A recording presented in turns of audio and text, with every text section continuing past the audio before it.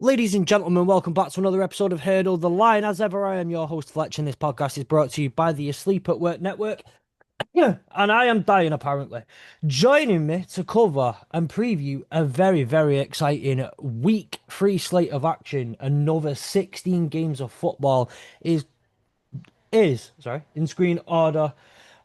Ballers Meg, covered by a massive fluffy blanket, which I'm very, very jealous of. How are you, Ballers Meg? Apart from really cold, brilliant, How can good. you be cold under that massive fluffy blanket? Well, I've It's only just Scottish put it weather. on. I've only just put the blanket on. Don't come for me. No, I'm very good, very caffeinated, and very well napped. So, good to go. Right, it's also not Scottish weather. And joining us also is Karl. How are you, Karl? I'm all good, mate. I am not cold. I am nice and warm here down in the south. So we're all good. We're all good, mate. Lovely. You're so much closer to the equator than us. Mm. Basically Mediterranean. Hmm. We are, as has been mentioned, we're here to talk about a massive week three slate of NFL action. Lots and lots and lots and lots and lots of exciting football to look forward to. Feels like a much better week of slate of games. Much more even slate of games than we had last week, although last week did prove to be a very, very fun week. Before we do get into such actions, I want us to turn our heads back just a little, well, turn back time just a little bit, and head to Monday night, where unfortunately our review team weren't in time to review those games as they were Monday night and they record just beforehand on Monday night. We had two very exciting games of football, the Buccaneers at the Texans and the Chargers at the Raiders. Did either of you, I know one of you did, but I'm going to ask you anyway, did either of you stay up and watch any of these games? I stayed up to watch the Bucks Houston game because I just couldn't get to sleep. So I thought I'd just stay up and watch the game. Um, it was a weird game to watch, really. Neither offense really got going until eventually late in the fourth quarter.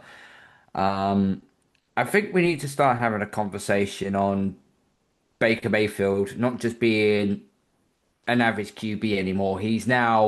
I would probably say Baker is now probably in that second tier of quarterbacks where he is really good. This isn't the first time he's led on a final drive and actually won the game for the Buccaneers. Um, the Bucks can run the ball. They struggled to run the ball on Houston's defense. Um, Bucks is lost. They already lost Tristan Wirfs already at the start before the game started. He was inactive, but now they've lost their starting right tackle as well, out for this season. So that's kind of worrying now. Now their two main tackles are beaten to hell. Um, Overall, it was a weird game to watch. But with Houston, they should be more than what they are. But they always seem to have a habit of beating all the lesser teams, and then when it comes up against any sort of elite competition or any team that's like really really good, they seem to struggle. And they done it, and they done it again, and I can't take Houston seriously right now. It doesn't help that CJ Stroud barely has an offensive line to help him with. Um, all he's really got to throw to is Nico Collins and Dalton Schultz right now. They're trying to run the ball with very, very minimal resistance right now. Um, and I just think right now that they've got to be very, very careful because a certain team in Indianapolis is 2-0 and they're on the charge right now. And we have all said that probably Houston will probably end up retaining this division again. Now it doesn't look like the case. So I think they better butt their ideas up. I think that game was interesting for a lot of reasons. I stayed up and watched both the Monday night games. Um, and obviously the Buccaneers division rivalry for me. So it's a team that is the team in the NFC South that I've got my eyes on the most this season and any season. Um, and to see the way Hmm. that it was a slog. That game was a slog to start off. It was, like you said, quite slow to get going. The offenses were both kind of struggling to make any meaningful drives forward. But in the end, it was edge of your seat kind of stuff, and it was good to see. It was good football, and I think last weekend in general, we were treated to some very, very, very good games of football across the board. And Monday night didn't disappoint. The Raiders Chargers game, I watched some of it, not all of it, and it was obviously a three a.m. for us in the UK kickoff. Yeah. So, a big ask for those of us who had work at 8 o'clock on Monday morning. But it was an interesting game. And by all means, I think the Chargers are doing what they do best and showing up against smaller, well, I say smaller teams. The Raiders aren't doing anything particularly groundbreaking right now. A lot of talk about Max Crosby, but we can't just lean on him. And that's showing up more and more every week for me. But yeah, I thoroughly enjoyed the Buccaneers Texans game by the end. The start, like you said, was dead slow and it was a bit meh, but edge of the seat stuff. And I know that both Fletch and I had some money on that game for fantasy game day, and so we were hooked to what was going on. Yeah, just one of those ones on the Bucks Texans game. I gotta say, Karl, man, like we need to start taking. We need to put. There should be no question about where Baker Mayfield lies in the tier list of quarterbacks. You can't hold his time in Cleveland against him anymore. It's been too long. You can't hold that time where he bounced around a little bit. He was on the Rams for a bit, and then it was the Panthers for a bit. You can't hold that against him anymore. You can only go off what he's done at the Bucks, and what he has done at the Bucks has been phenomenal. Yep. He's so clearly loved and respected there, and what comes out of that is, well, what we're getting out of him at the moment. The final drive, not to take what he can scramble and he can get yards and he's got athleticism. He can also sling the ball. He's a very accurate with his arm. He's got great arm strength. He's got great touch and weight on the block. As a pocket quarterback, he's great. But then add in just how tough he is and just how much of a competitor he is. And I think it's epitomized in the on that final drive of the game. And what was it? They had about 40 odd seconds. They still had all the timeouts though, and but Yeah. you need him to step up and really make a few plays. And then it's the one where he drops back, no one's free. He managed to escape the pocket, get the first down, and um when he's hit, he goes over on his knee. He's clearly hurting. CJGJ comes over to say something and he hops straight back up and gets in CJGJ's face. Like the whole I'm not gonna let you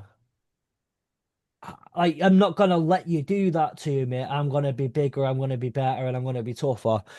And it's so good to see. It's such a treat to watch the Bucks and Baker Mayfield every time they play. Yeah, very resilient uh, as a QB to those injuries. Like he's not a Toe Burrow who's tripping up and crying. He's up there and he's showing himself to be resilient. Which obviously as a Falcons fan, that's concerning for me, but equally it's so good to watch. And I love watching Baker Mayfield and what he can do across there. Really love it. Yeah. We've established with Baker that he is a very good quarterback. Okay, he's met what he's done, as you said, Fletch. What he's done with the Bucks is amazing. Got them to the playoffs. They've won their division. Won a playoff game. He's in that second tier quarterbacks now. Now the next question will be: can he take this team further? Can he take him to an NFC championship? Can he take him to a Super Bowl? Can he win a Super Bowl? That's the next question to ask. Because if he answers that question and somehow the Buccaneers go on and win another Super Bowl with him under center, we then talk at Baker Mayfield, no longer talking of a very good quarterback. We're talking of him in the elite tier with the Mahomeses, with the Joe Burrows, with the Josh Allens, with the Lamar Jacksons. We're talking in that tier, but they've got to make a Super Bowl in order for that to happen. Yeah. They've got to. Josh Allen is an elite quarterback, but due to what he has done throughout the regular season through the postseason. but he hasn't won a Super Bowl. But we know what that guy can do. He does like he does 500 different things that a load of quarterbacks cannot do. He's the only one out of that can only do that sort of shit. So for me, Baker continues where he is right now. Um, as I said, I am worried about the Bucks offensive line now because I just saw a report come out that their right tackle is on injury reserve. He will return for this season, but they've now, according to reports, they've lost their guard as well. Hang on, where is it? Guard Cody Morch is on injury reserve. Godek will return this season, but Morch will not. So again, more offensive line woes to worry about. However, though, he will get an extra weapon back this week because guess what? Chris Godwin returns. So Yes, he does. more Arsenal to Baker's arm there. So we'll see what happens. And listen, I've got a lot of love for the Bucks. I've got a very good friend of mine who is a Buccaneers fan. And yeah, I've got a lot of respect for Tampa Bay. Sleepy little town, sleepy little town. And if you ever heard about their history of how they first came about, it is absolutely gnarling to say the least. Yeah. Just a quick one as well on the Chargers Raiders. I did a Carl, but instead of like I can't fall asleep, so I'll watch the Texans Bucks. I did fall asleep to this one because I was like, I I can't. can't quite fall asleep. I'll watch the Chargers Raiders. Why not? Because that's the type of time I stay up until and where my bedtime lies. That was a very, very disappointing, boring game for the most part. What all it really boils down to, all I'm really gonna say on it is Geno Smith threw three interceptions. End of story. That's it. You can't do that. Neither team particularly impressed on the ground. Neither team particularly impressed in the air, apart from the Quentin Johnston 60-yard reception, which was just that was a brilliant, brilliant play. Um, but neither team was particularly exciting, intriguing, or interesting to watch. It was just very much the game just kind of went through the motions. And like I say, Geno Smith threw three interceptions. There's the story right now.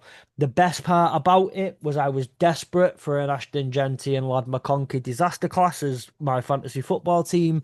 Very much rode on it. And well, wouldn't you look at it, Justin Herbert, Lad McConkey, and Ashton Genty had disaster classes, at least in terms of the stat sheet. So I will bloody take it every single day of the week. Um, that just leaves. Well, the Chargers are now 2-0. The Raiders are 1-1, and the Bucks are 2-0, and the Texans are 0-2 to start the season. Um, that becomes important when we talk about week three, which we're gonna do in a second. But as Meg said, a couple of quid riding on a few games this weekend because do you know what was really fun? As mentioned, fantasy football, and I like playing fantasy football throughout the weekend. I think it enhances my game watching experience. It allows me to understand what's going on around the league better. Do any of you two feel the same? Oh, absolutely. Yep. Another thing I like, Absolutely. another thing I like to do though is I like to put a little flutter on the game, a couple of quid here and there. Just again, makes some of the games that I don't have a stake in, allows me to have a stake in those games. I don't know if any of you guys do the same thing. Absolutely. And I was thinking not too long ago, like, what's a way that you could do both of those things at the same time? Because I'd love to have a little flutter and play fantasy football at the same time. Well, then in comes a hero. In fact, the multiple heroes, but they go under the collective name of Fantasy Game Day, the first and only NFL Daily Fantasy app made by UK fans for UK fans. DraftKings left the country. Fantasy Game Day swooped in and saved all of our lives. It's so much fun. You can put a couple of quid down, play any of their games ranging from £3 to £25, set your line up, cover the budget, and then compete against other UK NFL fans, including some of us too. And if you win, you could be in to gain a couple of quid out of it. Something that I would know all about after this week. You can't tell them I'm in a new mansion. This is actually my house now. Um, I've Same, won same. won that Thanks to Fantasy Game Day. won that much money this week on Fantasy Game Day. The So if you want to do that and you want to join in and play fantasy football and bet at the same time, and you can do so using Fantasy Game Day, the link to which you can get the app in the description of this episode. And by the way, we've been told don't use a VPN when trying to log into the app. It doesn't work. Also found that one out the hard way, as I kept getting booted out the app and realized I was on my VPN in an It's only entirely for different UK country. fans. So your phone needs to know or whatever that you're in the UK. Um, and you can do so. And if you choose to do so when you download the app and you sign up, then you can use the promo code HRDLE. That is HRDLE. Hurdle, but without the U. And there is no you. No, there is no hurdle without the you. Just impeccable. Sam, get back Two here. words left. Sam, Sam! Where's Sam, Sam? get back. Impeccable. Um, We hadn't practiced that one, and Sam is on holiday, just so that everyone knows. yeah. Someone saw the moment, took it, Tried. and just shone. Just absolutely shone. Right. And you can do so. Well, when you do so, when you deposit and play for the first time, they will give you free plays worth up to £7.50. Because they're just generous like that, really, to be Yeah, fair. They kind. are just generous like that. They're lovely. And then look, listen, I've got a throne I need to be taken off. Meg has the next throne beside me that we need to be taken off. So come for the king. Come get us. Come get Yeah. us. Um, come for us. So, with that being said, there was a little bit of news over the last few days. I can't quite remember if we mentioned it on Monday night that Joe Burrow is now out for 3 months with after having toe surgery. Turf toe. Toe burrow. I'm After done now. having so that is a huge loss for the Bengals. I do believe it. In fact, no, it was mentioned on Monday. And I believe there are a couple other injuries. There are. Just Fields is out for Justin Fields. Jets. Justin Fields is out for the Jets. We also have AJ Terrell out at the Falcons of hamstring. City have just scored. And, and I have just had a report through as we were live that Kyle Pitts is questionable for the Falcons also. There Just was in case also show up. there's also a I'm on Twitter right now. Something I've read from Rob Demovsky. Packers tight end Tucker Kraft will be added to the injury report after he sustained a knee injury in practice. Kraft is undergoing tests to determine the severity, but the Packers have reason to believe it's not a season-ending type of injury. Did you just I hope nobody's put any bets on him. Nope. Karl. Karl. I get in trouble if I speak. Anyway, um, 49ers quarterback Brock Purdy, who was dealing with a toe and left shoulder injury. Apparently, he was on the field at the start of today's practice, but really couldn't mean anything, to be honest with you. Um, the Chargers, they have recently signed safety Tony Jefferson to their active roster, because they've moved linebacker Khalil back to IR because obviously he got injured in the Raiders game. I think it was a Broke his wrist, arm. broke his arm. Was I that thought not it him? was it a wrist? Was it his wrist or I thought his it was arm? a wrist injury. I think it was might have been. Well, it was hanging off at a different angle than it should have been. Yeah, yep. And as I reported earlier on, Cody Morch for the Bucks, starting right guard, he suffered season-ending knee injury on Monday, so he's now done for the season. And just scrolling through now, doesn't seem to be anything else that I'm Josh aware. Downs was questionable. He's now healthy. Dan Quinn had said that QB Jaden Daniels not practiced today. This was yesterday, by the way. Said he threw on the field today, had a good rehab session. Said he will know more Friday about his status for Sunday. We're going to be smart, not just fast. Quinn said he called it a good start to the week for him. Well, I've just looked on my actual NFL fantasy on Jaden Daniels because my opponent's got him, and he didn't practice at all today. So apparently he's going to practice on Friday. We're going to make a decision then. So when it comes to our pick'ems, this is literally going to be throwing a dart at the board and hoping it lands on the bullseye. We also have an injured coach this week, and I can't remember which coach it was. that injured himself on the sideline. And I read it and thought, that's interesting. And then the information left my brain. But it was during a celebration, I believe, that one of the coaches jumped up and Sean McVay. injured. That's it, Sean Sean McVay. McVay. That's the one. I knew it was. I was between Sean McVay and someone else, and I can't remember even who the other one was because caffeine. Um, but yeah, Sean McVay is injured also. Uh, Not that that makes too much difference, and he's still going to be at the sidelines, still going to be doing his job. But just thought it was how, a fun how, injury report. how the hell could he get injured? Jumping around. I don't know. I know he's a hands-on type of. Yeah, I know he's a hands-on type of coach. Anyway, former Patriots linebacker Jawan Bentley. He is signed to the Steelers practice squad. Um, which basically means now Bentley and now joins former Patriots safety Jabril Peppers in Pittsburgh. So two former Patriots in the Steelers camp, which is really weird to say the least. We also have Um, big news in Washington today that finally confirmation goes through. The stadium should be ready for the 2030-31 season. Final sign off was given today. The vote went 11 to 2, meaning that the Commanders will be back in Washington. They 100% deserve it. So I've got the quote here from Commander's owner, Josh Harris. He says, Today is a historic day for DC, the Commanders, organization, and our fans. With the Council's approval, we can now move forward on the transformative RFK project that will bring lasting economic growth for our city. This achievement wouldn't have been possible without the dedication and collaboration between Mayor Bowser, Chairman Mendelson, the council, and the countless community, business, and labor leaders whose voices and input helped shape the process every step of the way. We are deeply grateful for the warm return to the district and the centre of the DMV and look forward to officially bringing the team back to its spiritual home in 2030.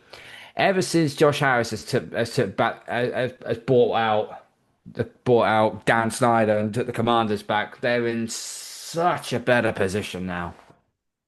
They've now Yeah, got franchise legitimacy again, great relationships off the field with the mayor and so on. This is what they wanted. This is what Washington fans have wanted for like nearly 20 odd years. yeah, we love to see that. It's like you say, well deserved for Washington, and look forward to seeing the new stadium and the rebuild across in Washington.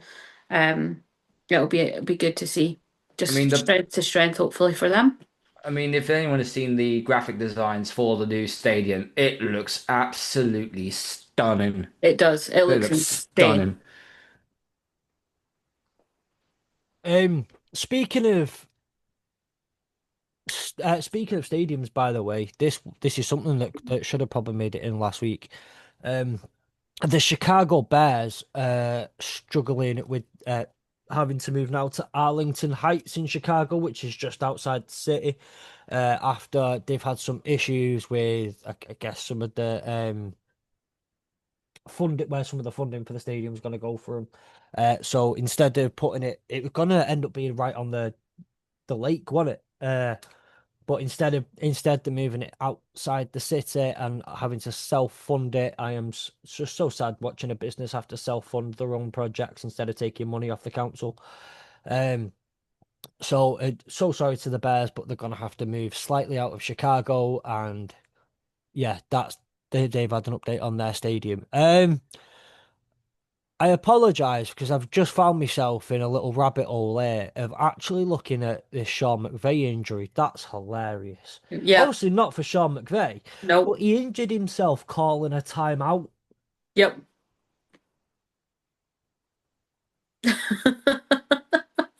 I knew it was a funny one. Like I remember reading it, and I might have been half asleep at the time, so hence why it's not stuck in my brain. But I remember reading it and thinking, "Hmm, interesting injury report."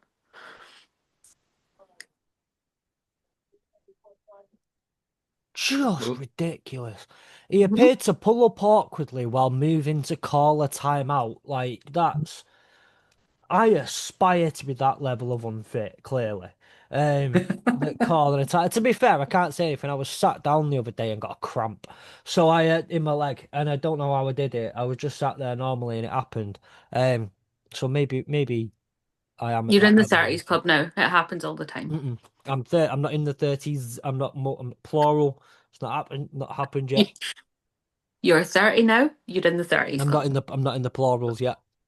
Hmm. So, okay, so we have a massive weekend of NFL action on its way. That's with all the news that's just come. Um, so what I thought we'd do is just because today's been a bit hectic and with some college football news that's come out and that's kind of taken up most of my day. We'll go through I guess some of the games. We'll pick some games out in general. But Meg, do you want to start us off by giving us your game of the week? Yeah, I think there can only be one real game of the week here this week, and I know that a certain co-host of mine is a bit nervous about this one. Monday Night Football sees M&T Stadium filled with the action of the Lions at the Ravens. So these teams have played each other historically 7 times as they stand now. Yeah, And the current record on that is the Ravens have won 6 of those 7 games. yeah, Obviously, M&T on Monday Night Football at night time is an atmosphere. It's something to behold. Upon advice from a couple of individuals, they said, just go look at those, Monday night games in Baltimore, see what it's at. And I've had a look and it looks incredible. Um, for me, this game is going to be an absolute battle of wills. A little bit like that Ravens Bills game a few weeks ago. The Lions obviously showed up last week and proved the point that they had to make after week one. But the Ravens are struggling with just those last minute having to do everything they can to get that dub. So I think it's going to be a very, very interesting game. I think it's going to either be a complete high scoring ball out or it's going to be a trenches battle against each other's defense because both teams have got decent defensive players on there. Both teams have shown that they can, stop that ball getting down the field, but equally they've both got some absolute offensive weapons that can show up and show out. yeah. I don't know why Carl's so nervous and worried about this game. Don't know. Look, he Don't mentioned the co-host is nervous and worried about it. You played the Steelers. Um, know. no, I'm not gonna. Yeah, I'm shitting myself. This is.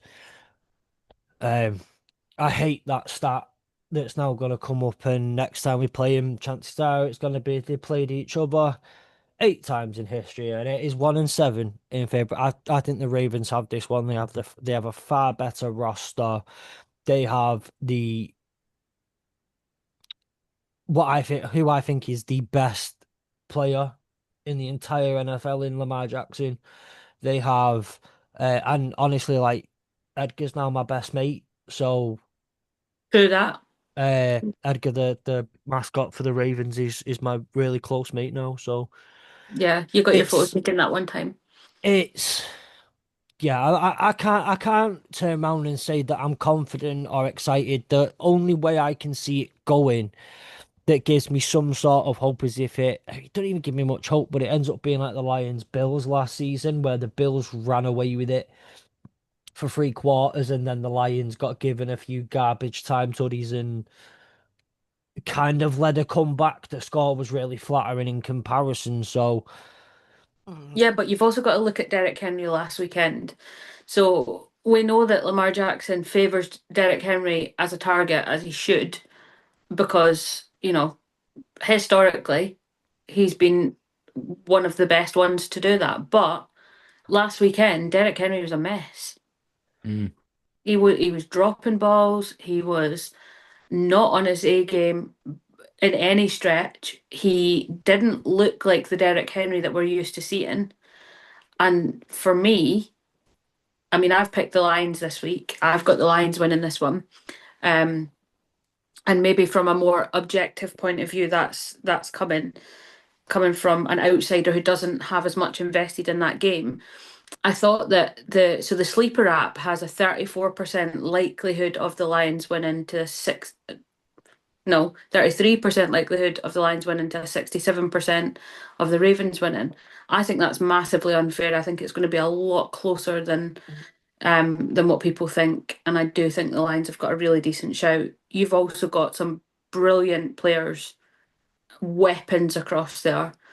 You know, Jared Goff has been consistently solid. We're going to forget the week one blip, right?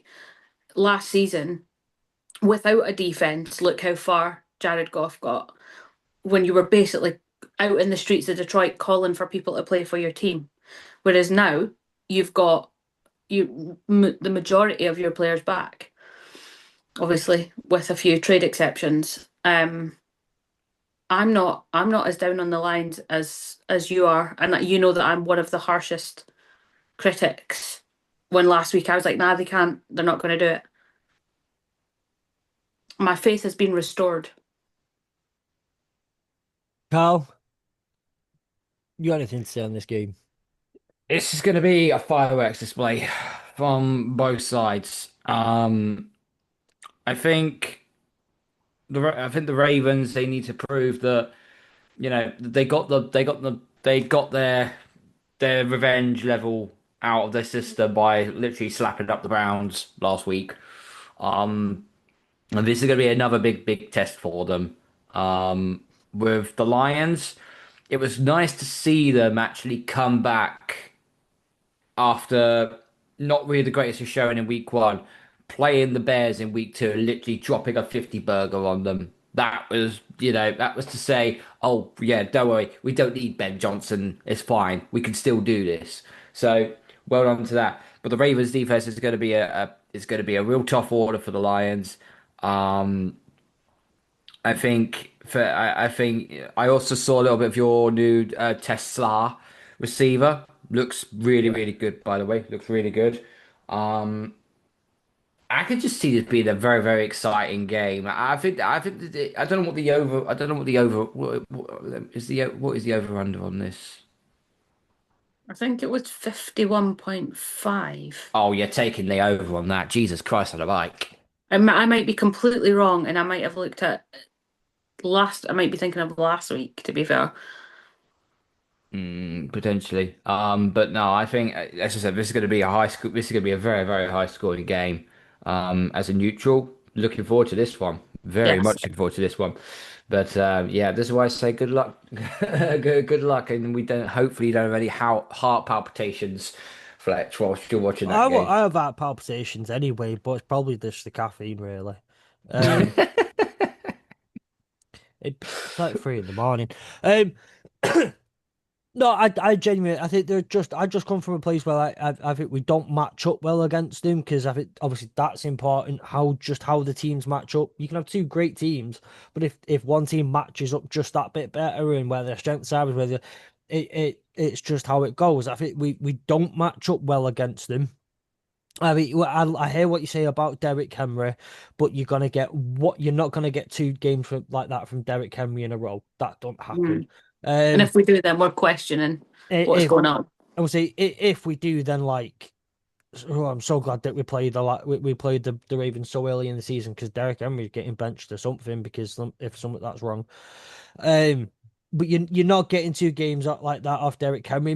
You might not get him as he might not have the hottest game on the ground, which I think that's one thing we are going to be all right at is stopping the run. I think we'll do quite well at not necessarily allowing Derrick Henry to go, but we historically don't do well against quarterbacks like Lamar Jackson who can break pockets.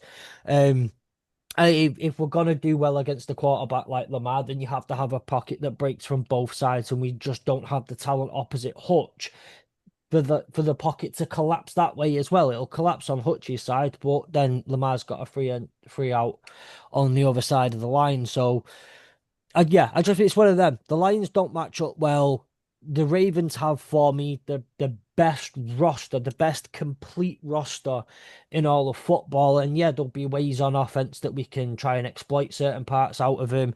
If Isaac Tesla, which by the way I said on Monday, if he doesn't have the coolest first ever catch in like as a first ever NFL catch, then he by far has the coolest first two catches as over anyone in NFL history. There'll be ways to exploit that defense, but I just think the Ravens are too good in just too many ways. Um, no, I find it really weird that I'm the pessimist here. I'm normally the homer. I can't, so I don't want to dwell on this for too much longer because I hate be. I don't want to, as I sit here in a Calvin Johnson jersey and my Lions hat, uh, be too much of a dampener on the spirits. I hope for a great game.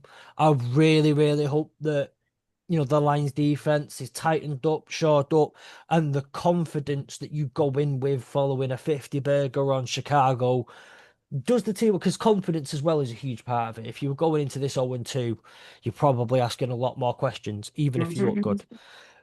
Um, as far as there's a couple other games that I want to mention specifically, and I want to go from a 1-1 matchup to an 0-2 matchup, two teams without a win. There are a couple of different matchups that fit this bill this week.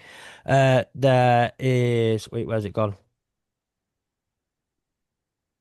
No, there isn't The, actually. There's only one matchup where two teams are 0-2, and that is the one of the best franchises just going through a rough patch at this moment in time. The New York Giants facing off against the uh, the Kansas City Chiefs.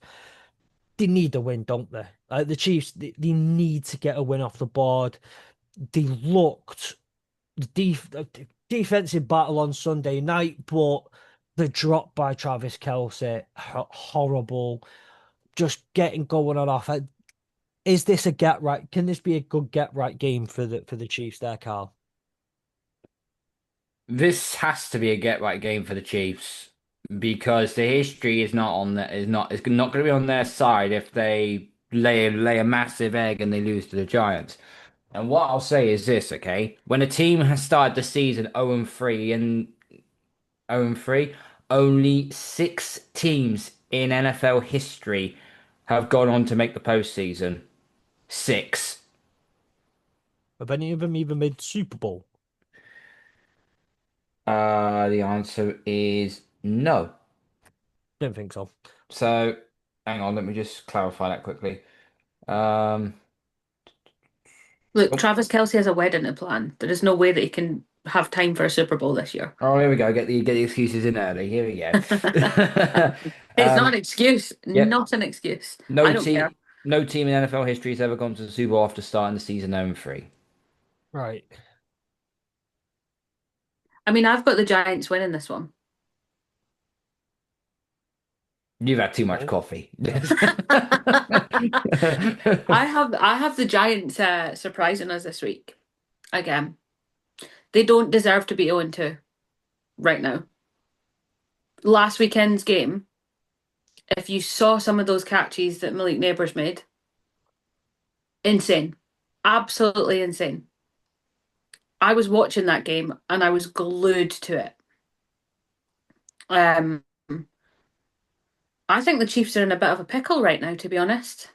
Um, and I think they're in a bit of a slump. And that, we've just spoken about the confidence of the Lions team after, dropping that 50 on the Bears. You've got to think about the Chiefs who are not used to being 0-2. They're not used to, a losing record at this stage. We've not seen this from them for a long time. That confidence works both ways. So either they're coming in, and well, we know they're coming in with a lot to prove, but equally so are the Giants. And, the Giants have been robbed, arguably, the last couple of weeks. The Chiefs can't argue that they deserved a win last week. They can't argue that they deserved to win week one because they just weren't good enough. End of story. The Giants were last week very close to that win. Yeah, there's just one fundamental difference with the Giants when they played the Cowboys last week, though, was the fact they had 14 penalties for 160 yards. I mean, Yeah. you might as well have just blasted bloody Dak Prescott into the ground. Hey, just saying. I think the Giants are doing it. So that I mean that Giants defensive line is like if I just saw one of them running at me, I'd cry, probably poo myself, probably worse. Um, but Screaming, the crying, whole throwing entire up. defensive line is scary. The offense has shown so far that they're not a pushover and they're not the same offense that's come out the last couple of years under Daniel Jones, which talk about, but I will talk in a second about how like talk about like two entities that just clearly just needed a break from each other and to go their own separate ways, and both of them can flourish because Daniel Jones is doing so fucking good right now, and then now the Giants' offense is looking really nice as well. But that Giants' offense is putting up some numbers. Russell Wilson is cooking at the moment. We hate to see it. Well, some of us hate to see it. I hate to see it. I don't like Russell Wilson. Dallas has no defense. Let's not try and sugarcoat this, okay? Dallas has no defense. They didn't have their best corner against the Giants last week either. So at least with the Chiefs, then they're going to come with a much more of a much more tougher defense. If there's one thing that the Chiefs have got is their defense has been keeping them in games. Mm. But Yeah, not winning, but not stopping enough to win. But at the same time, I don't think it's not an undeniable that at the end of Russ is dropping some dimes and Russ is cooking a little bit. He is at the end of the day. Take some of that out of it. What he's doing all the right things in all the right places, and he's putting some really, really, really nice he's putting some really good tape on. Um, But so I don't think the offense is got. I don't think the offense is going to be a slouch. The defense is still going to have to actually turn up and do some bits. That offense just has to go up, and I don't know if they can. If that offensive, the Chiefs' offensive line needs to hold up. Really, really needs to hold up because I don't know. I feel like one of them might murder Patrick Mahomes, and Be a bit awkward because then who's going to be Travis Kelce's best man? Yeah. exactly. But the problem is that the Chiefs have Jason, to the Obviously, Chief Jason. Jason Gales. Of course it'll be Jason. He's the wedding singer. What do you want about? And Um, entertainment for the night. I'd hire him in a heartbeat. Anyway, as I was saying, um, Same. if the Chiefs did get one over the Giants, their next four games will consist of at home to the Ravens, away to the Jags, at home to the Lions, at home to the Raiders, and then they got the Commies, the Bills, the Broncos, the Colts, Cowboys, Texans. That they've still got to play the Broncos twice, and there's another bit of trepidation here for them. If they do somehow shit the bed and lose to the Giants here, and they drop to 0-3, if the Chargers win their game against Denver this week and go 3-0, the Chargers not only obviously taking a stranglehold of the AFC West, they hold every single tiebreaker in the AFC West. I look as a tiebreaker as actually as a half game. They have basically I have a 3.5 game lead over the Chiefs. You have to be a complete moron to blow that. And I don't think Jim Harbaugh is that sort of coach that will allow to do that. So the Chiefs no, have he's not to my win friend. this game. No, no, they absolutely do have to. So I know you said about the team starting 0-3, not me, couple making the playoffs, none of them going to the Super Bowl. Only three teams have made the Super Bowl after starting 0-2. That's the 93 Yep. Dallas Cowboys, that's the Yep. 2001 New England Patriots, and the Yep. 2007 New York New England Giants. Yep. Um, oh, get in. Um, that's the 2007, and then the Texans started 0-3, made the playoffs, but not the Super Bowl. Um, I don't know why. Anyway, so yeah, Since there's nine a lot since riding on it. So I've gone here since 1990. Four NFL teams have made the playoffs after starting the season 0-3. 1981 New York Jets, they finished 10-5-1, lost in the wild card round. Tampa Bay in 1982. Um, that was the strike shortened season, if you know your Yeah, history. They 7-1. finished 5-4, lost in the first round. And you got the 1992 San Diego Chargers, not the LA, San Diego Chargers, finished 11-5, won the wild card, but lost in the divisional round. And the last one was the 1998 Buffalo Bills. They finished 10-6, lost in the wild card round. So push comes to shove, if the Chiefs do somehow go 0-3 and still make the postseason, the closest they'll go is the divisional round. Yeah. Um. So yeah, the at the end of the day, the Chiefs. This is a must win game for the Chiefs.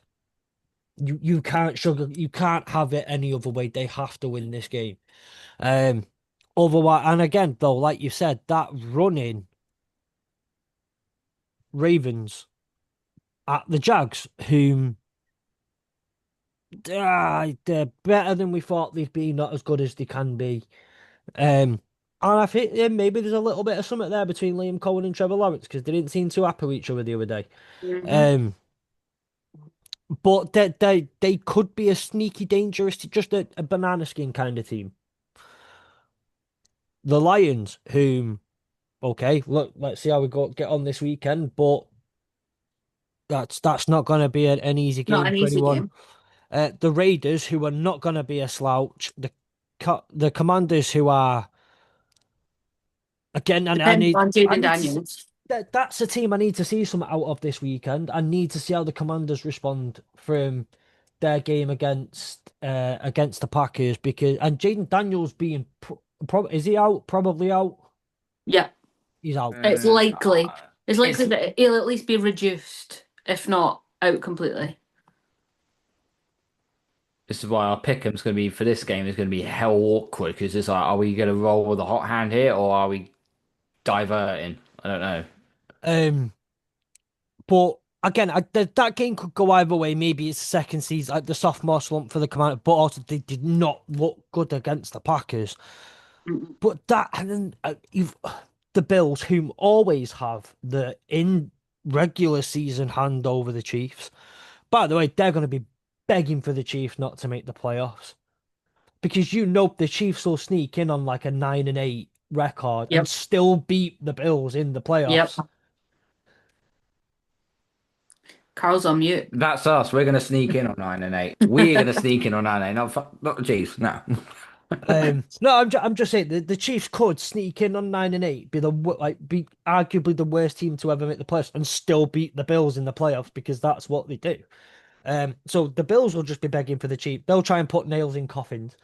Yeah, Um, but it's a horrible running. The if if you don't get that first win on the board now and against the Giants, God fucking help you. You're gonna bloody need it. yep, It'll be time to, I wouldn't say it'll be time to panic in Kansas City, but I'll be having a level of concern and I'm thinking, shit, with 0-3, we couldn't even beat the Giants. At home. Something's not at Oh home. no, No, no, it's not home, it's at MetLife, innit? no, it's at in the MetLife. no, it's in the ugly confines of MetLife Stadium. Right, okay. I mean, either way, you should be expecting to beat the Giants anyway, no matter what. Um, but yeah, I say just go into a team I need to see more out of, and this week I need to see more out of the Commanders. I desperately need to see more out of the Commanders Yeah, because agreed. They're not the same fire that they were bringing last season at all, were they?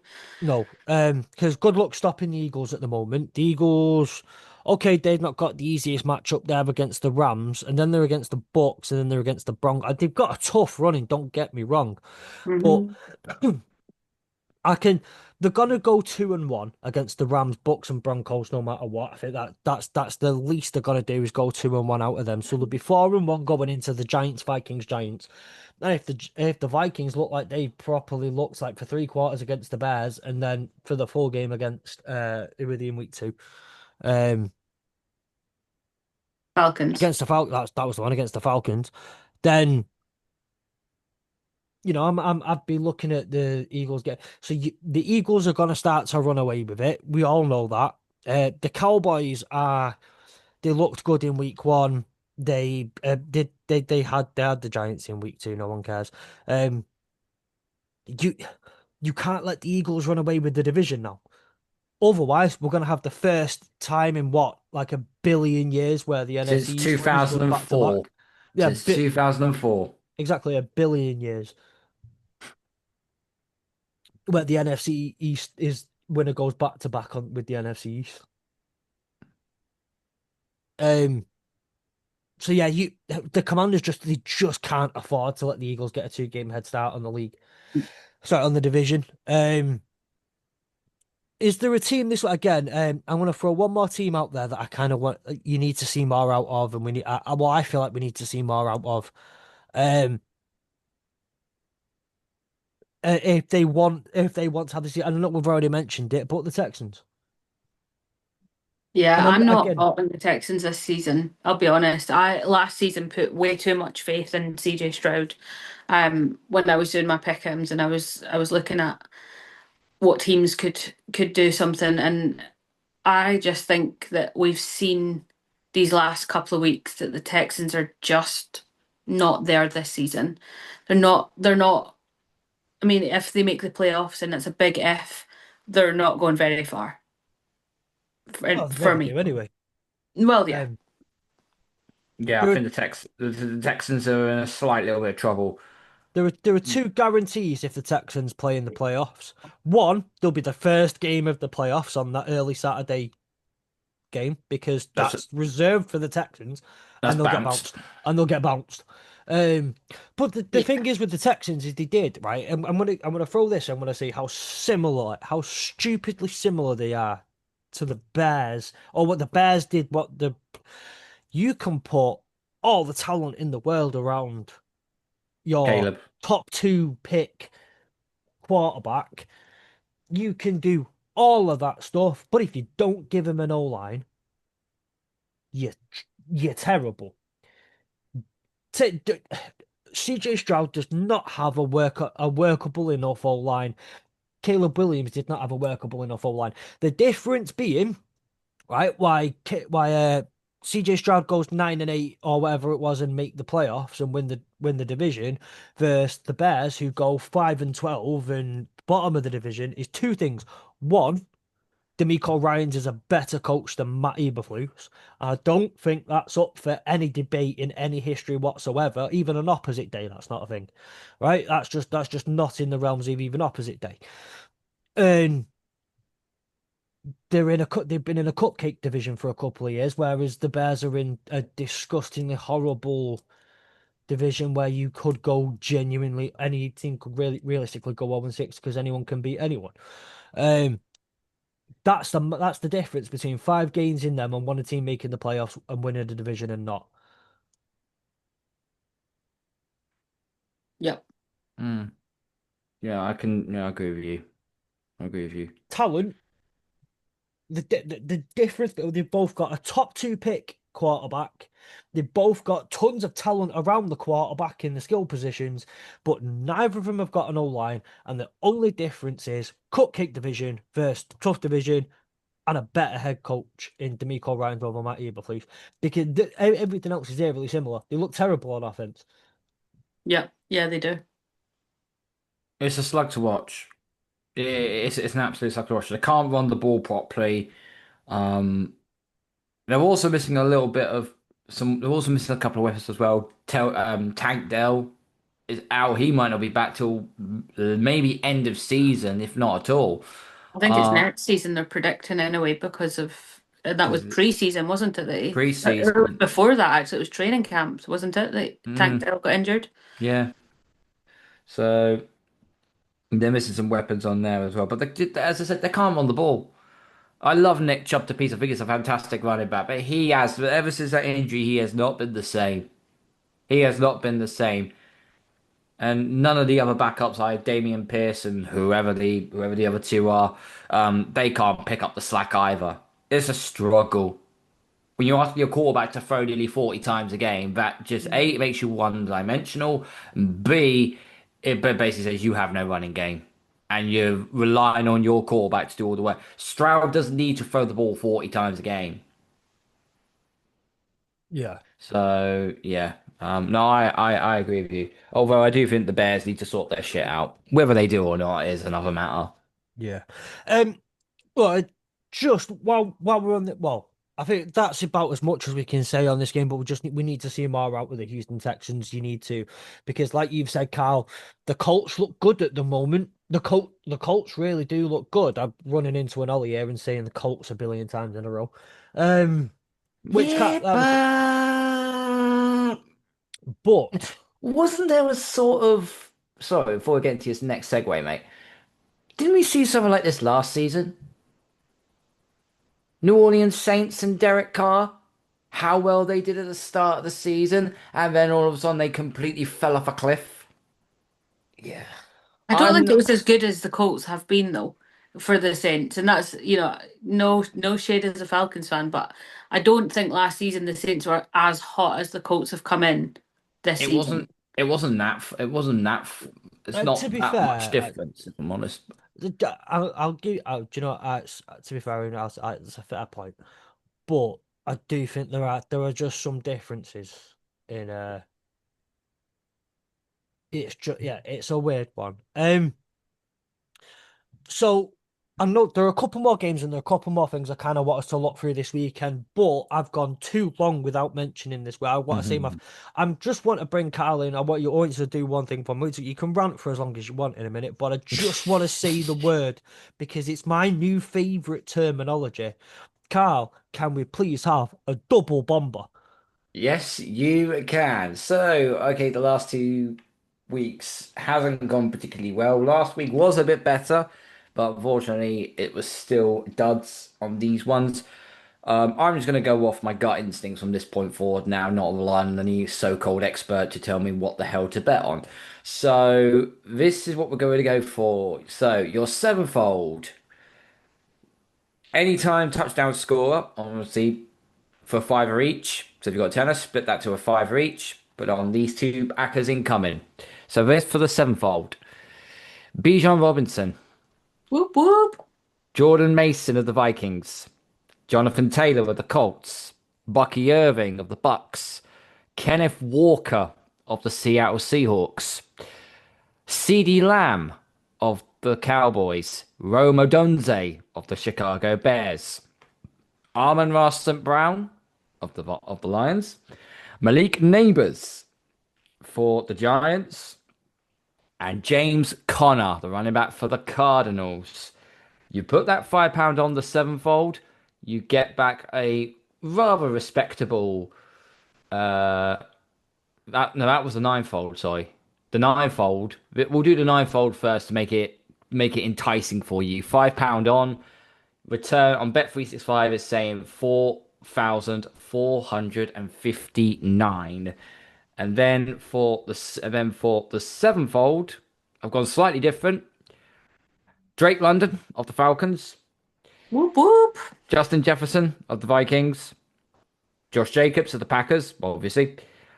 This is a risky one. Nick Chubb of the Texans, Oh. Saquon Barkley of the Eagles, Emeka Egbuka of the Buccaneers, and Christian McCaffrey of the 49ers. That £5 on that sevenfold will bring you a little bit more of a modest £585.21 back. So those are my two bombers. And yes, Meg, I did do the ninefold before we went, whilst we were going live, and yeah, I did have Tucker Craft in the original bet. Mm-hmm. Yep. So now that's not Swiftly changed that one. so now, well, I can't. It won't allow me to change it now. So Oh. it basically means that they're either going the bet's going to just be dead, or they're just going to say withdraw that person out, and then he'll come back to the returns. So Yeah. yeah, I so really like that Emeka Egbuka pick for the Buccaneers as well. As somebody we didn't mention earlier when we spoke about the Buccaneers game. But again, going back to fantasy game day, I had Emeka Egbuka as one of my super flex players, and I was buzzing to see him doing well. I had my eyes on him since the draft, and I've been singing his praises all season, singing his praises during preseason. And I think he is absolutely one of the ones to watch. He's a rookie to have eyes on this season, especially if you've got him for fantasy or if you can pick him up for fantasy. He is putting up points. Um, and it's consistent at this point. So if you are looking for some fantasy tips, then absolutely Emeka Egbuka is one of my hot takes that I've had. I've picked him up quite a few times, and yeah, I love that pick. Drake London, I'm a little bit worried about at the minute, only because we are so spread with weapons and targets, and obviously Bijan is insane. Kyle Pitts being questionable might help. improve that odds. But then to take off one hand to bring back the other, you got Darnell Mooney returning as well. Darnell Mooney is now healthy. Um, he played a bit last week, and but he's now fully back healthy again. Um, there's so much happening at the Falcons right now. It's exciting for me as a fantasy. I know we're 1-1, but so many things happening for us defensively more so than probably on the offense because the offensive weapons that we've got have been there for the last couple of seasons. Realistically, we've spent off season building a defense that, let's be honest, stonewalled last weekend against the Vikings. Nothing was getting through that. Um, but yeah, no, some real good choices there, and I'd love to see Drake London getting that touchdown for us. But I do think that Emeka Egbuka is a great shout. I'd like this ninefold to come through for 4.5 grand, I would love, yeah, I would love that for but you. I might, do you know what? I might match it. I might put it on and have a go on that ninefold, just out of solidarity. Obviously, minus Tucker Craft. just stick a quid on, you'll get a grand back. Yeah, I'm gonna. Don't you worry. I'm there. Yeah. Thank you very, very, very much, Carl, for your double bomber. Um, I find myself walking around the house sometimes just saying double bomber. Like if I'm in a bad mood, I'll just say, right, totally not related to just about anything other than the word double bomber. I got told ages ago that you can't say the word bubbles and have it sound angry. No matter how hard you try, the word bubbles cannot sound angry. And I think I've tried it, and when if I'm in a bad mood, if I'm not feeling great, I used to try and say bubbles really angry, and it cheers you up a little bit.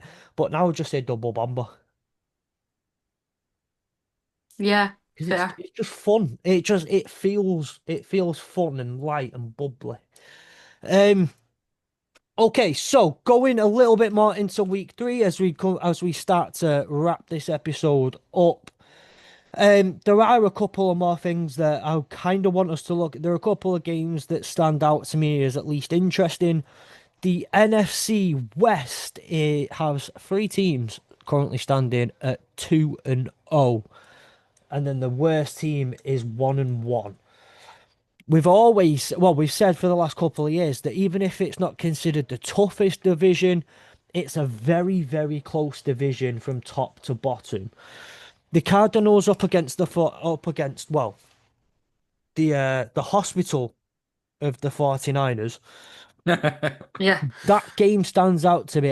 The Cardinals have not looked as free flowing on offense as I thought they might do this year, or as exciting on offense as I thought they might do this year. But this is a really good opportunity to, the Eagles go up against, sorry, the Rams face the Eagles. So this could be a really good opportunity for either the Cardinals or the 49ers just to get a little foot in the door at the top of the division. Someone has to win it. One of the teams has to end the winning streak. It's a really, really interesting game. How do you kind of see it going, and What do the 49ers in particular probably have to do to keep the game We, alive? we'll not get any more injuries. Otherwise, we're gonna have another episode of General Hospital on our hands. Um, Matt Jones, this will be his first home game in a 49ers jersey. The Cardinals front seven is quite potent. It is quite a good unit they've got going. Um, I think it's going to be all down to again. It's game manage this game. I think for Mac Jones. I mean, I've said this for time. Kyle Shanahan is one of the best offensive minded geniuses out there. He is a very very good head coach. The problem is you can put any quarterback into his system and he will get something out of you. You could put a wheelie bin at quarterback and they would still throw for 300 yards and have a QBR of 78 and have a passing rate of fucking 135 or something. They would still manage to do that. Um, the Cardinals have just gone about their business as they've done so far. This will be a test of them to see how legit they are going to be. Because I didn't have Arizona winning the NFC West. I might No. have had them on as a fringe wild card team, but I didn't expect them to do it. But the only slight little niggle I've got really right now with the Cardinals is the fact that Marvin Harrison Jr. is not getting the ball enough. Nope. Um, it's mostly being ran by James Conner. It's being ran by Trey Benson. Most of the third down catch are being used by the tight end Trey McBride. And also Wilson as well. Things like their third string receivers now also getting more targets. So it's a bit concerning if you're Marvin Harrison, you're like, I got picked. I think it was like what third or fourth in the draft. I think it was whenever he got chosen by Arizona, and Oh, they uh, fourth, thank you. Um, so yeah, they need to give Marvin Harrison the ball. They really do. He's their main go-to guy at the receiver position. With the 49ers, they've got to continue what they're doing so far. They're not doing anything particularly wrong. Although the Saints ran them more closer than I thought they would, yep. which is slightly worrying. Yeah, if you're struggling against the Saints with the way that the Saints are this season, then that's a concern for me, for sure. Like at this point, Shanahan's out in the streets being like, anybody want to play? Anybody? Because they are just absolutely riddled with injury over at the 49ers. And I think that that's their main concern is, yeah, I agree with you. Shanahan can do amazing things with that offense, but equally, if you don't have an offense to run, then you're still Yeah. going to come up against a problem. And I know Yeah. wheelie bin scenario agreed, but being serious about it, if the Saints are giving you a hard time, knowing the form that the Saints have this season, then you've got to be concerned about the Cardinals, who are 2-0. And I would say, arguably, I mean, I talk about this all the time. I forget that the Cardinals exist. I don't know what it is. Maybe it's a mental block. I just forget that they are a team, right? But this season, No, no, no. I'll let you go back to it. They're a team when they make the playoffs. You're not happy, you're just surprised. you're just like, oh yeah, who let them in? Like suddenly. They're the redheaded stepchild of the family. They prop themselves up. They prop themselves up every like year or so, and then when they start playing shit again, just kick back down the rest of the league, Yeah, you're like, oh yeah. only for them Like, to get their biannual teabagging at the hands of the Rams or something. I don't know. yeah, it's one of those. I just think that the Cardinals have been more convincingly solid than the 49ers have been this season so far. And I do think a lot of it is down to injury. I am not by any means, singing their praises, but I've not forgotten about them this season yet. Give it another couple of weeks and they won't exist anymore. They'll probably be somewhere in the XFL. But like, yeah, it's one of those things in my brain that just mental block. The Asleep at Work Network would like to wholeheartedly apologize to all red-headed stepchildren on the planet. Um, we do not share the Asleep at Work Network does not share the thoughts or opinions of Karl on any given occasion at any given time. Um, That's a statement from the HR department, just saying. I've had to read it out. The lawyers got involved. Where we just need to be careful here. Andrew. HR give me a warning already. Um, Listen, you've made it to week 3. That's the furthest you've made it so far. Um, More than the Cardinals. I'm so glad we God's took sake. an off-season break with you, Karl. The no, I agree, and I tell you what, like it's the reason I had to explain to Mrs. Fletch this weekend because, like as most people know, with the setup that I've got, I have main screen here, which is normally on podcast nights. Right now, this is where I've got a lot of notes. I've got tabs open. I've got all sorts of different things. I've got a little tablet in front of me that normally has stats coming through on a game day. Obviously, that TV's normally got a game on it. Red zone here on my laptop, and then there's a TV over there that last week at one point in the day had the New Orleans Saints vs 49ers on it because Mrs. Fletch wanted to get involved and actually watch her team. Yeah. Why I had to sit there for roughly about 45 minutes scattered throughout the evening and explain to Mrs. Fletch why the Saints are so bad and why it's their own fault with the cap space.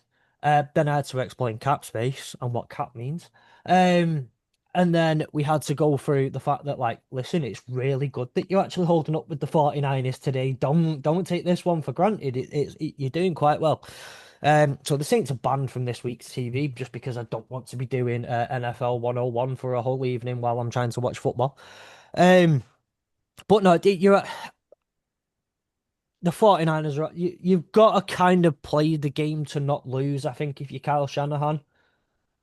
If you're Mac Jones, if you're most of that offense, you're playing the game to not lose. You're playing the game manager game. You are doing all of those things if you want to come away with a win here. But I can't see anything past the Cardinals taking this one this week. The other game that I really want to mention that has some I think is genuinely interesting is the Rams Eagles. I Ooh. just want to touch on this one for a minute because, again, all signs point towards an Eagles win. The Eagles are at home. Sean McVay needs to, we don't want Calm another down. injury from him, calling it challenging something. He might get tennis elbow from throwing a challenge flag. But that game, I think if you're looking for a game that's going to be offensive, if you're looking for a game that's going to be, and you're looking for the Eagles to get a real test, both offensively and defensively, it's this week. And you're really, really going to find out what the Eagles are made of for most of this game. Yep. Agreed. Agreed. I think the Rams are no joke for the Eagles. And I think that whilst I agree with you, I think the Eagles are the obvious choice here. And obviously the Eagles have done well the first 2 weeks of the season. I also think there's just from watching the games, and this doesn't necessarily show up in their record right now. From watching the games, there's something again that's a little bit missing. There's some sort of je ne sais quoi that is just not quite there that was last season. And I think for me, I'm not sure exactly what it is, and I might have felt this way since Jason Kelsey left. I'm not going to lie, um, because love of my life, please come back to me. Um, but there is something just missing from that ego side right now, and I'm waiting to. I'm reserving judgment to see what happens this weekend and over the next couple of weeks, but I don't think it's as easy as what we think it's going to be for them. Fair, fair enough. And I'm sorry, Kylie, please don't come for me. Um, I will say yeah, fair enough. Um, okay, so the only other thing I kind of want us to go through, well, I'll say I want us to go through, um, I'm going to give it in the actual episode this time round, uh, and say that my game that's going to be good for all the wrong reasons will probably be Saints Seahawks, or Cowboys Bears. I think you might get two games that are good for all the wrong reasons this week. Mhm. Um, and Sam has sent through your fantasy game day picks for this week. I was supposed to get some justification for just these horrendous picks. I'm not joking. We were supposed to get some justification and reasoning for it. Hasn't come through yet. But wide receiver, £3,200. Troy Franklin of the Denver Broncos at the LA Chargers. He's someone who's been coming in quite hot recently on fantasy football. If you look at Mhm. Sleeper and you look at who's trending on Sleeper, came with a massive week last week, and hopefully continues the same path as he's clearly found. Bo Nix has clearly found some trust in him and got some trust in him. Then Eric Ayumino of the Tennessee Titans. Again, also, I was going to say Michael Penix then, don't know why. Cam Ward has clearly found a little bit of something in him too. 3,200, a budget-ish option, given that you get roughly, I think it's 4,000 on average per player. Slightly below average budget player that's of good value. And finally, at 2,600, which is a fantastic value, by the way, for any player really, is Jake Ferguson of the Dallas Cowboys, tight end at Chicago this week, £2,600, averaging 12.05 fantasy football points, fantasy game day, fantasy football points per game against the Chicago Bears team that has its troubles against tight ends. I know the Lions had quite a bit of success against them last week using Sam Laporta and even Brock Wright. Brock Wright, I believe, got a touchdown. If I remember right, left top, just that many players got touchdowns. That listen, I lost count Full of That stop. offense helps. that were going That in. helps no one.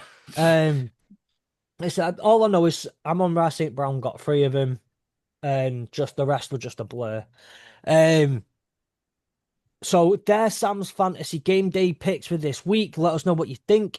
If you like these picks, if you want to share some of the picks of your own, as always, you can go into our Discord. We have the Fantasy Game Day channel and share your lineups. Don't listen to Sam, listen to me and Meg because we're the ones who are making bank out of this thing. So I would listen to us instead, but also actually listen to Sam because Sam knows his stuff. Um, without further ado. Oh, that came some random came through. Without further ado, I think it's time that we wrap this particular episode up. And we should call it "Do Not Hurdle That Timeout" because you will end up like Sean McVay. Ugh,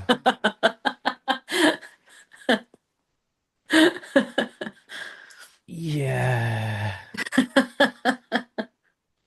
What are we hurdling this week? Because I've also not had a chance to come up with a proper name for this episode yet. So it's hurdle that or hurdle the something. What we're hurdling this week? Oh,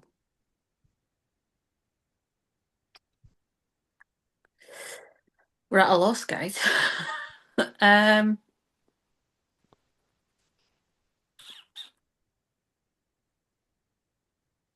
Heard all that turf toe. Hurdle that turf. So I'll take it. I'll take it. We'll go with it. I just know that I'm not getting a picture of turf toe to put on the back of, yeah, of, maybe just hurdle of the those cover. injuries. Like, oh, Yeah, Or just a picture of Joe Burrow. because Hur it's hurdle that hospital. Hurdle that hospital. we like that one. Um, There we go. That's a so much more friendly picture than a toe.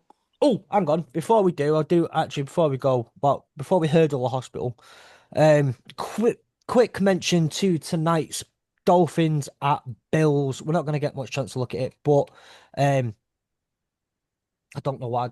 I just want to mention in terms of this one because I think it's quite important to mention. Um, the Bills are obviously going to win this one. I don't think anyone's in any disagreement ever in history of who's going to win this game. It's pretty bloody obvious. But after watching the games at the weekend and seeing some of the press conference stuff that's come through, I know Karl. your Patriots managed to defeat the Dolphins in what was a closer game than I think most people would have given it credit for. Um, Yes. I am.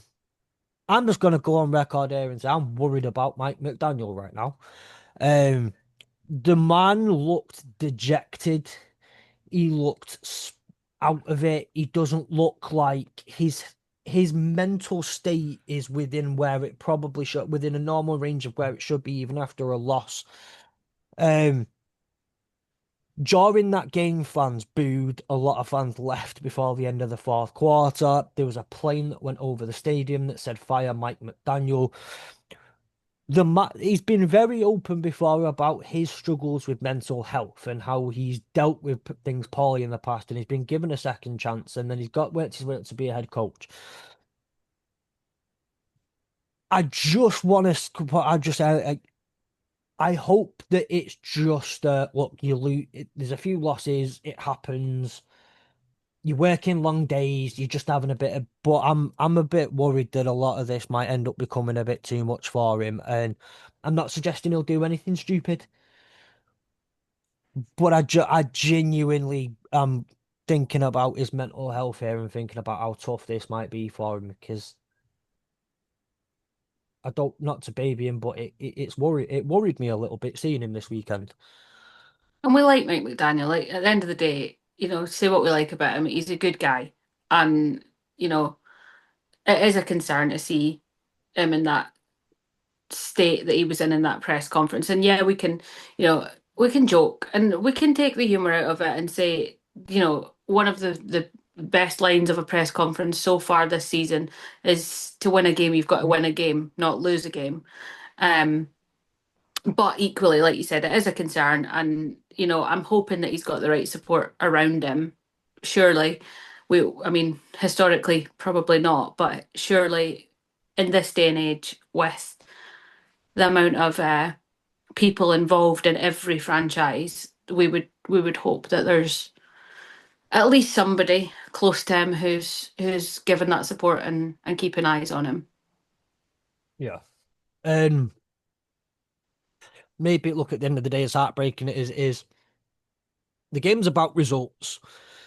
If you're not getting the results you need to as a head coach, you can't make a decision to keep someone in a job because of how their mental space is. But like I hope he gets a bit of time just to kind of don't take a job straight. Like don't go be one of those head coaches who gets fired halfway through a season and ends up an analyst somewhere else where you used to have a job. And that man needs some time, I think. Yeah, agreed. Um, and well, right, I'm gonna do the whole thing, lads. No one's probably still listening to the episode anyway. We're going way too far. But lads, mental health matters. Speak up, all that sort of stuff. And make sure you are looking after your mental health. And that's what I'll end it on. A positive message for lads to speak up and look after their mental health because again, like I say, Mike McDaniel I'm genuinely watching that press conference and thinking something's not right. It's just not like there's just some. It seems like something's just detached Yeah. itself in there. And I really, really do hope it's okay. Because you used to Mike McDaniel being that funny, quirky head coach who makes jokes and quips and that. So, um, yeah. So obviously on Saturday we will have our pick'ems out, and good luck to all of you who partake in Fantasy Game Day. Don't forget to sign up using the code HRDLE. Join us on Discord. Follow us on the socials. Follow these wonderful human beings on the socials too. And hopefully next week we'll have Sam back. So you can actually people actually tune in for that one probably. We will see you next week, and well, obviously stick around Tuesday morning for the review show.